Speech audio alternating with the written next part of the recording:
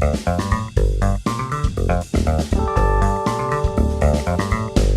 hecho una iniciativa y luego se mueven en un orden de posibilidades, ¿no?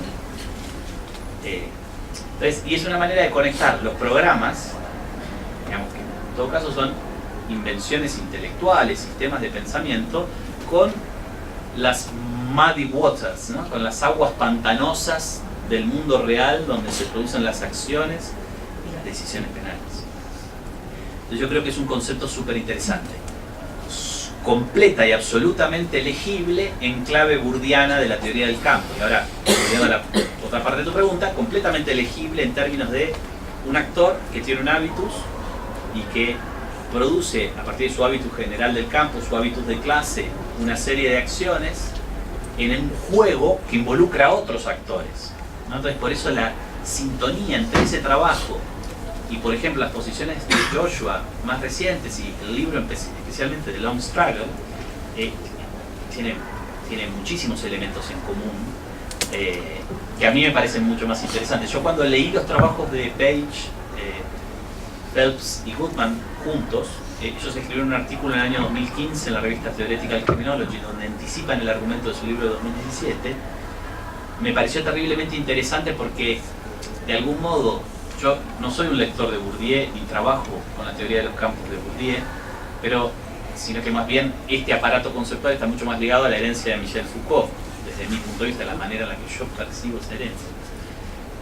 Y es muy interesante ver los puntos de conexión que por caminos distintos, a los que por caminos distintos podemos arribar a la hora de pensar el ejercicio del poder de castigar en las sociedades contemporáneas. Hay muchísimos puntos de contacto y por tanto muchísimas potenciales fertilizaciones cruzadas.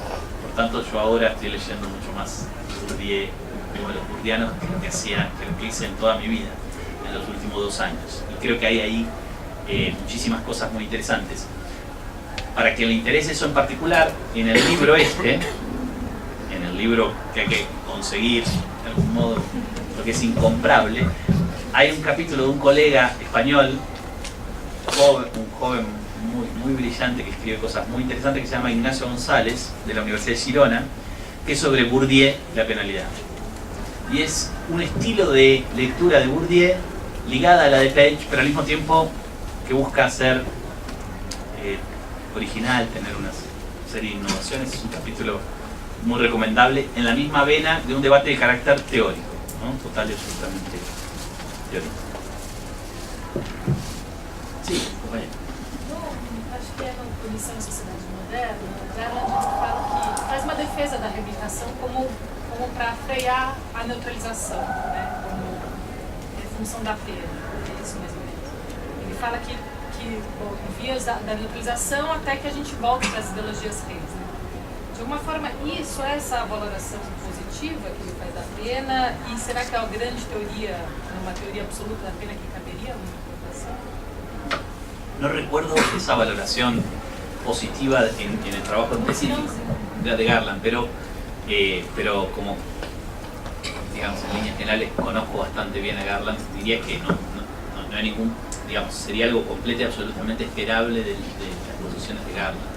Y es una afirmación muy frecuente, especialmente entre los sociólogos y los criminólogos estadounidenses durante el giro punitivo. O sea, frente al avance impresionante del giro punitivo, al encarcelamiento de masas, a la adopción explícita del vocabulario de la incapacitación como nueva justificación de castigo legal, muchísimos intelectuales, como muchos actores políticos y de la sociedad civil, se refugiaron en la idea de la rehabilitación como una manera de contrarrestar esos desenvolvimientos. Y decir, bueno, frente al avance de estos nuevos discursos de justificación del castigo legal que asumen sin tapujos la búsqueda de la producción de dolor y de sufrimiento, no la recubren de nada positivo, y que al hacerlo además combinan muy bien con el incremento de la punitividad.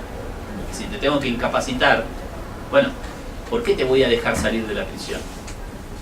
Si lo que necesito es neutralizarte porque vos sos un sujeto que expresa un máximo nivel de riesgo, bueno, lo que tengo que hacer es encerrarte hasta que te mueras.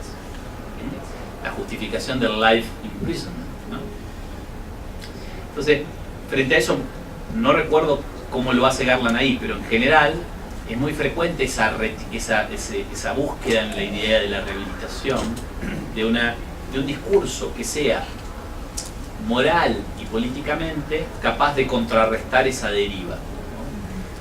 En Garland podría además estar vinculado a una cierta nostalgia. Yo antes hice referencias acá. En el punto 2, a una cierta nostalgia por el pasado del welfarismo penal, que para mí se ve muy claramente en el tono de La cultura del control, del libro de 2001. Hay una especie de nostalgia por un pasado perdido, que sería un sistema penal que funcionaría de acuerdo a la ideología welfarista, entonces que pondría en el centro de la escena la ideología de la rehabilitación, que buscaría en definitiva hacer el bien a través de la pena. Te hago el mal, pero es para hacer un bien superior, y es un bien que encima no es de la sociedad solo, sino que es también tuyo. Porque te voy a castigar, te voy a causar dolor, pero para transformarte en un hombre normal, en un hombre honesto, y eso es algo bueno. Entonces te hago el bien, produciéndote el mal, y además hago el bien de la sociedad, porque no vas a cometer nuevos delitos en el futuro. Entonces hay, en la manera en la que aparece el welfarismo penal en el laburo, en el trabajo de Garland de 2001, hay muchas notas de nostalgia por un pasado que se perdió, por un pasado que se erosionó, que un poco ratificarían esto que vos percibiste leyendo el texto, digamos, de Castillo y Sociedad Moderna, esta valoración positiva de esa ideología de la rehabilitación. Garland no es un autor que se ocupe demasiado de escribir en términos normativos. Esto es muy importante, ¿no? Digamos, es un autor que toda su vida, y esto es así desde los primeros textos que escribió, tiene una visión bastante weberiana del trabajo científico en la ciencia social. Entonces cree que una cosa es la vocación del científico y otra cosa es la vocación del político. Entonces cree que en líneas generales hay que escribir textos sobre lo que está pasando y por qué pasa lo que está pasando. Y no se permite demasiados juicios normativos. Por supuesto, esos juicios normativos, como a todo el mundo, se le escapan a la hora de escribirlo, pero él trata de autolimitarse, digamos, ¿no? Trata de responder al mandato weberiano del científico como vocación. Entonces, trata de no hacer juicios de valor, pero se le cuela. Entonces no me sorprende que, como yo veo en La cultura del control, esos juicios de valor sobre el pasado welfarista se le cuelen en una defensa de este tipo. Ahora, cuando él se refiere a una teoría general de la penalidad, no se refiere a una teoría normativa, a lo que los juristas llaman una teoría de la pena, ¿no? Los juristas llaman una teoría de la pena a los distintos discursos de justificación del castigo legal y dicen, bueno, disuasión, rehabilitación, incapacitación, retribución, ¿no? Las prevenciones, prevención especial positiva, negativa, general, positiva, negativa, todo eso que se vuelve. Se refiere más bien a una teoría sociológica de la penalidad, que por tanto no busca responder a una cuestión normativa, que sería ¿para qué castigamos? Sino más bien busca responder a la pregunta ¿por qué castigamos? Pero no en términos normativos, sino sociológicos. ¿Cuáles son las dinámicas que hacen que se castigue, por un lado? ¿Y cuáles son las dinámicas que genera el castigo, por otro lado, ¿no? Entonces, digámoslo así, las condiciones del castigo y los efectos del castigo. Lo que sucede es que en el libro de 1990, que es un gran libro desde todos los puntos de vista, su esfuerzo es, voy a tratar de construir una teoría general que me explique sociológicamente la penalidad, acá y en la China, hoy y mañana. Y voy a dar cuenta de las condiciones y los efectos de la penalidad. Es una búsqueda terriblemente importante y ambiciosa, ¿no? Entonces, cuando mi comentario anterior era acerca de que este tipo de enfoque implica una mirada completa y absolutamente agnóstica sobre la búsqueda de una teoría general de la penalidad, me refería específicamente a eso, no tanto a la dimensión normativa. Ahora, para conectarlo con algo que me interesaba destacar y que no destaqué mucho cuando presenté estos 4 puntos, cuando Garland construye esta mirada sobre el pasado welfarista como algo que desapareció o está desapareciendo, comete un error sociológico, además de este problema normativo, esta nostalgia por un pasado perdido, que es que en realidad la ideología de la rehabilitación no desapareció en los Estados Unidos ni en Gran Bretaña. Perdió la centralidad que tenía, pero decir que desapareció es algo imposible de hacer sociológicamente. Porque hay muchísimas jurisdicciones en los Estados Unidos donde la normativa formal sigue estando comprometida con la ideología de la rehabilitación. hay muchísimas jurisdicciones en los Estados Unidos donde sigue existiendo libertad condicional, y la libertad condicional se construye con el lenguaje de la rehabilitación. Hay muchísimas jurisdicciones en los Estados Unidos donde hoy además hay un boom de las políticas de reentry. Y las políticas de reentry, o sea, las políticas que buscan incidir en la vida de la persona que sale de la prisión una vez que sale de la prisión para evitar que reincida, se construyen con el lenguaje de la rehabilitación. Y eso coincidió con los momentos, si querés, más álgidos del neoconservadurismo y el neoliberalismo en los Estados Unidos. En 2007, el gobierno de Bush hizo dictar una ley en el Parlamento que es la Second Chance Act, que es una ley que hoy está vigente y que se utiliza, lleva 10 años de implementación, que implica la transferencia de fondos multimillonarios del Estado federal a organizaciones de la sociedad civil que se dedican a hacer reentry. Esas organizaciones de la sociedad civil están por todos los Estados Unidos, son decenas de miles que se dedican a favorecer el reingreso de los presos a la vida social para evitar que cometan delitos. ¿Qué tipo de organizaciones? Claramente, organizaciones de carácter religioso, muy ligadas a los sectores más conservadores de las iglesias protestantes de los Estados Unidos, que invierten en mecanismos de reentry moralizantes, fuertemente ligados a la ideología de la rehabilitación, con una interpretación de carácter religioso. Entonces, estas evidencias empíricas han hecho que mucha gente tome este elemento del análisis de Garland 2001 y diga, bueno, exageraste lo que estabas viendo. Vos veías que perdía centralidad la ideología de la rehabilitación. Es cierto, no pudiste ver la Second Chance Act porque pasó después de que publicaste el libro. Pero a partir de lo que veías, creaste una idea de lo que está pasando, que lo que está pasando lo desvirtúa, ¿no? Y eso es muy importante desde mi punto de vista. Porque la ideología de la rehabilitación no es solo palabras. Hay mucha gente que cree que la ideología de la rehabilitación es solo palabras. Y para mí no es solo palabras, nunca lo fue. Eso quiere decir que la ideología de la rehabilitación se pone en marcha en las prisiones y que en las prisiones se hacen las cosas que la ideología de la rehabilitación dice que habría que hacer. No, nunca fue así. Pero la ideología de la rehabilitación tiene efectos concretos. Por eso en mis cárceles, iba a decir de vuelta. Claro, nombre cárceles. Sí, claro. Por eso en las cárceles que yo estudio hay tantos pabellones evangélicos. Una de las tantas razones de las que hay tantos pabellones evangélicos es que los pabellones evangélicos son geniales para un servicio de prisiones que no abandona la ideología de la rehabilitación, pero que sin embargo no sabe qué demonios hacer para rehabilitar a las personas, y además también descree en general de rehabilitar. Porque vienen estos pastores evangélicos y dicen, nosotros podemos rehabilitarnos, nosotros los convertimos y los rehabilitamos, dejanos hacerlo nosotros. Todo el servicio de prisiones dice, fenómeno, vos lo podés hacer, genial, listo. Entonces tiene efectos. Pues ahí hay un problema teórico interesantísimo para quienes están interesados en estudiar las prisiones. La ideología de la rehabilitación tiene efectos, ¿no? En la Argentina, todos los años hay una cuota de personas que son liberadas con liberación condicional. Y no hay liberación condicional sin ideología de la rehabilitación. El camino para la liberación condicional está plagado de decisiones que hablan el lenguaje de la rehabilitación. Informes de psicólogos, trabajadores sociales, jueces que hacen afirmaciones, ¿no? Por supuesto, nadie cree mucho en eso.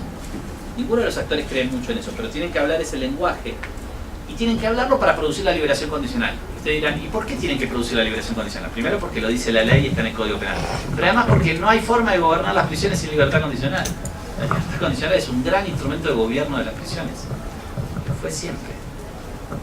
Entonces no es un instrumento de rehabilitación, qué sé yo, eso no tengo ni idea.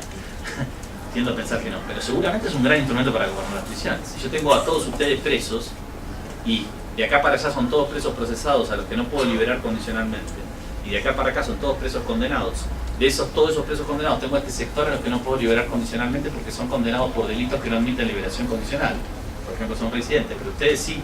Bueno, ustedes ya sé cómo gobernan. Les digo, miren, yo tengo una zanahoria así de grande que se llama libertad condicional. Ustedes quieren esta zanahoria, tienen que hacer A, B, C y D. Cada vez que yo diga que las paredes son verdes, ustedes tienen que decir que las paredes son verdes. El que diga que las paredes son blancas, le como la zanahoria. ¿Entendieron? Y todo el mundo dice, sí, claro, entendimos, obvio. Porque todo preso lo único que quiere hacer es obtener libertad. Entonces, rápidamente hay una socialización en cómo hago para subir en la escala del régimen de progresividad y llego a la libertad condicional. Es cierto, no me sirve para gobernarte a ustedes, gobernarlos a ustedes, porque están presos preventivos. Y a ustedes seguramente no, porque son presos condenados que no tienen libertad condicional. Y de hecho ustedes son un quilombo para mí.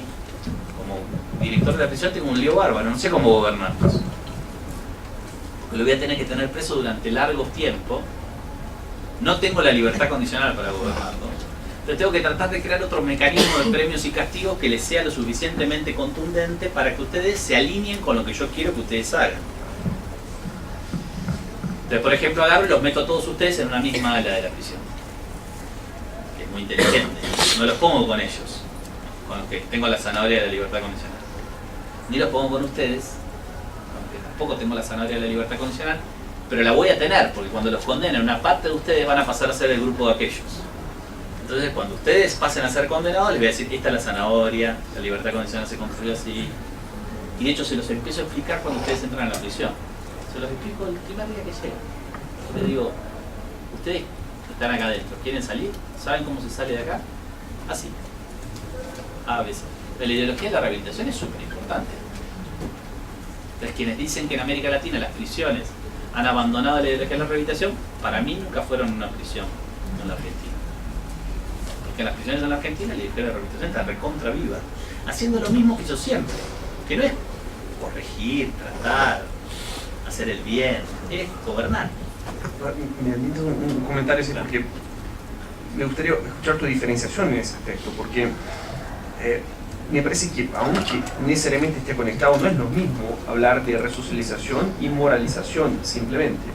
Me parece que en muchos momentos esos aspectos que has descrito como resocialización son pura moralización, porque en la idea normal de resocialización está inscrita la idea de movilidad social. Resocializarse significa poder ser egreso de la prisión y poder por lo menos transitar entre clases o permanecer en la tuya con un estatus de dignidad positiva, porque has cumplido no solo la parte retributiva, pero has salido con alguna calificación de reingreso. En ese examen de post-penalidad se daría también la evaluación de la resocialización. Entonces parece que los movimientos de resocialización que son característicos de América Latina hoy, especialmente el neopentecostal evangélico, son mucho más de moralización para disciplina y no tienen que ver con un programa posterior de reinserción, y por eso que describirlo como resolución me pareció un poco... Sí. ¿Qué piensas? No, yo creo que la palabra, bueno, depende un poco de qué hablamos cuando hablamos de resocialización. Claro, yo me estaba refiriendo a la presencia, en la Argentina hay una ley de prisiones que es federal. Esa ley de prisiones dice, artículo primero, dice, las cárceles están orientadas a, no dice resocialización, dice reinserción social. En Brasil dice armónica reintegración social del condenado, de la pena. Entonces, ese mandato legal, que es de un carácter extraordinariamente general, es el mismo mandato legal que tenía la ley penitenciaria de 1958 y es el mismo mandato legal que tenía la ley penitenciaria de 1933, aunque le fueron cambiando la expresión, digamos. Ese mandato legal en la Argentina, en términos de los servicios de prisiones, siempre estuvo ligado a ese objetivo, al régimen progresivo, ¿no? A la idea de que te trato penitenciariamente y te voy haciendo pasar por distintas etapas para llegar hasta la libertad. Ese tratamiento involucra un componente que es trabajo, entonces un componente que es educación. Te educo y te hago trabajar para darte herramientas para que cuando salgas de la prisión puedas tener oportunidades de vivir fuera del mundo del delito. Ahora, ese componente de ascenso social al que vos haces referencia una vez que salís, ascenso en sentido de pasar de sectores económicos y socialmente desfavorecidos a sectores menos desfavorecidos, no forma parte integrante de la retórica de la resocialización en los servicios de prisiones y en el discurso legal. En el discurso legal se piensa que la resocialización y la reintegración social se logra, el discurso legal y el discurso retórico de los servicios de prisiones, se logra brindando estas oportunidades de educación y trabajo que te permitirían subsistir en un mundo, en el afuera, en el mundo social, más allá de violar la ley. Ahora, en ningún momento hay un compromiso de que eso va a hacer que tus condiciones de vida mejoren extraordinariamente en comparación con lo que eran antes de que entraste a la prisión. No forma parte integrante de este discurso. De De hecho, yo diría que en las versiones oficiales es un discurso que todavía está bastante atado a los topoi de la criminología positivista. Y por eso, por ejemplo, tiene toda una deriva psicológica que ha sido siempre muy fuerte, siempre como fachada, como retórica, en el lenguaje de los operadores de prisiones. Entonces, cuando uno lee los informes de lo que en la Argentina se llaman organismos técnicos criminológicos, lee, que son informes que se hacen todo el tiempo, hay mucha producción de esos informes, lee muchos elementos que están vinculados a análisis de la personalidad del individuo y de la mutación de la personalidad del individuo.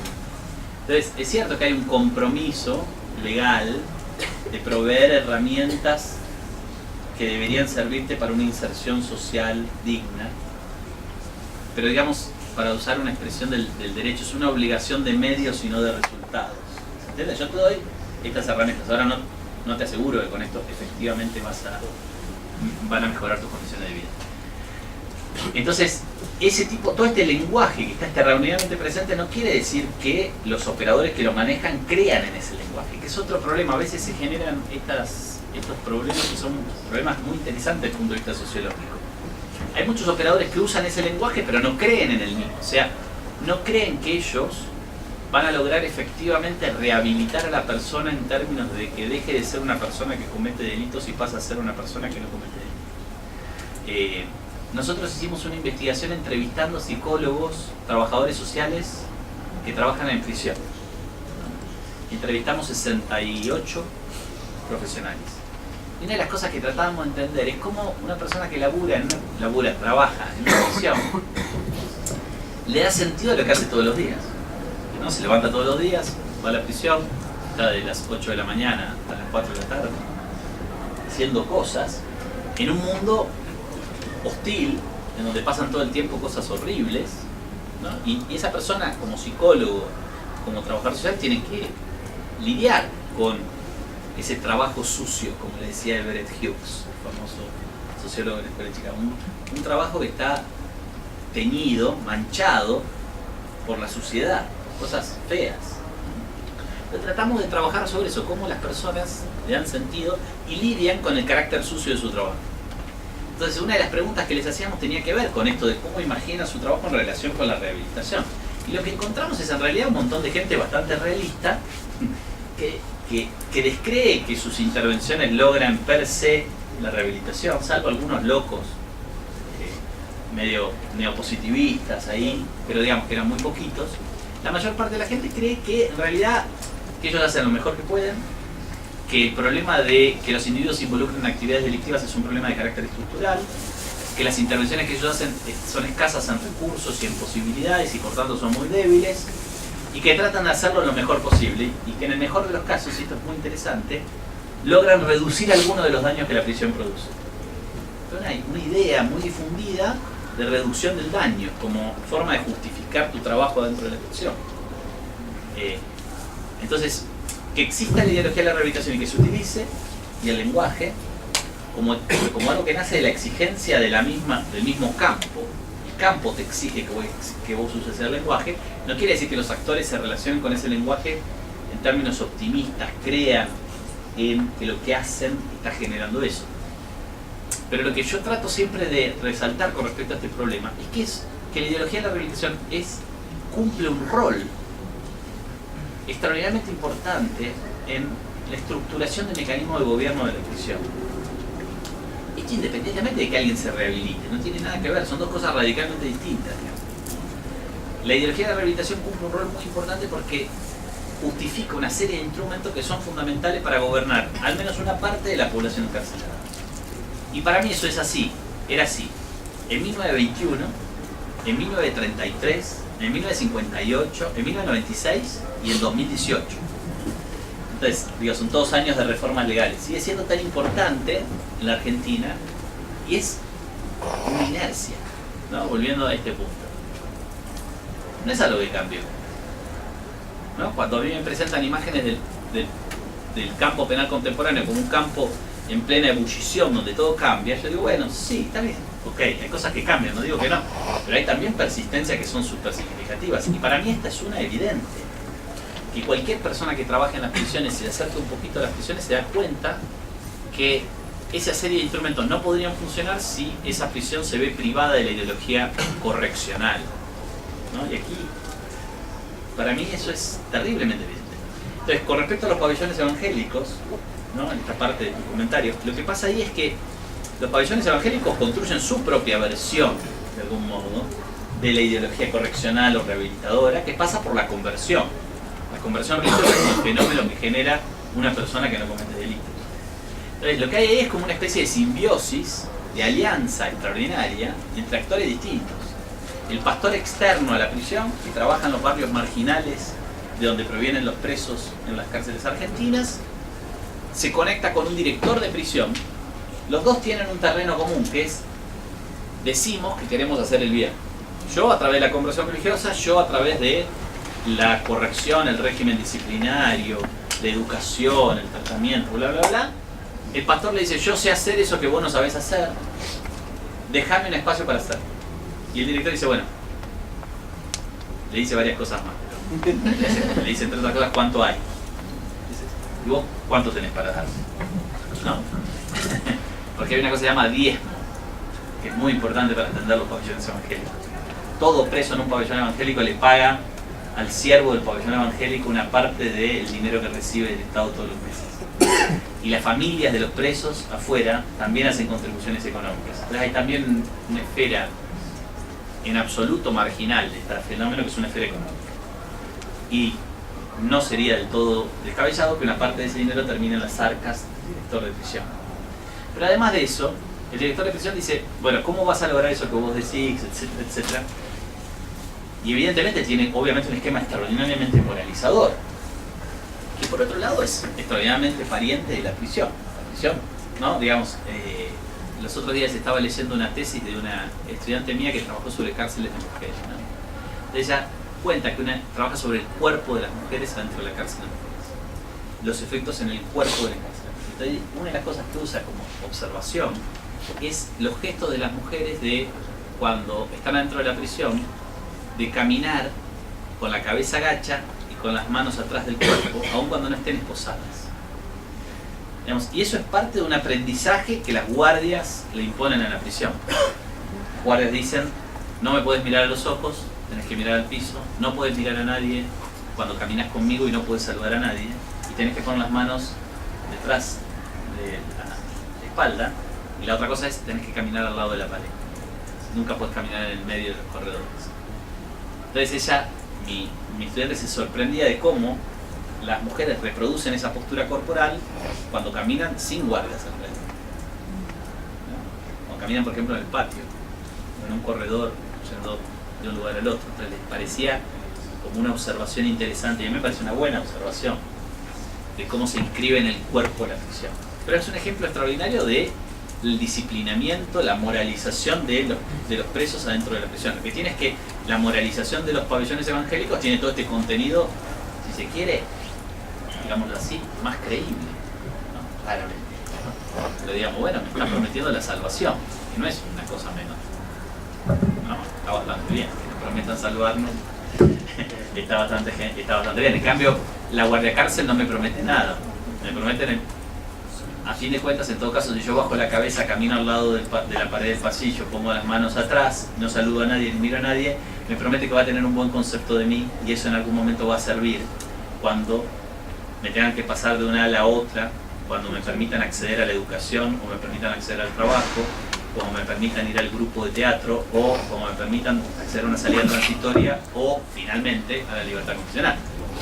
Entonces, digamos, el pabellón evangélico ofrece como una promesa de la conversión, ¿no? Después hay toda una serie, podríamos hablar ahora de eso porque me interesa mucho, pero está esta cosa de que yo conozco presos convertidos. Conozco presos que viven en pabellones evangélicos, pero también conozco presos convertidos, que viven en pabellones evangélicos pero son presos convertidos. De hecho, estamos siguiendo, suena feo, pero estamos trabajando con 2 presos convertidos que están fuera del pabellón evangélico. Y un poco lo que queremos ver es eso. ¿Qué le pasa a un preso del pabellón evangélico, convertido de verdad? O sea, que realmente ha expresado una transformación en su personalidad ligada a la religión, etc. cuando sale de la prisión. Y una de las cosas que estamos descubriendo con estos dos casos, dos historias de vida, es que la iglesia evangélica es extraordinariamente efectiva como mecanismo de reentry. La iglesia evangélica está allá afuera, el Estado no está, pero la iglesia evangélica sí.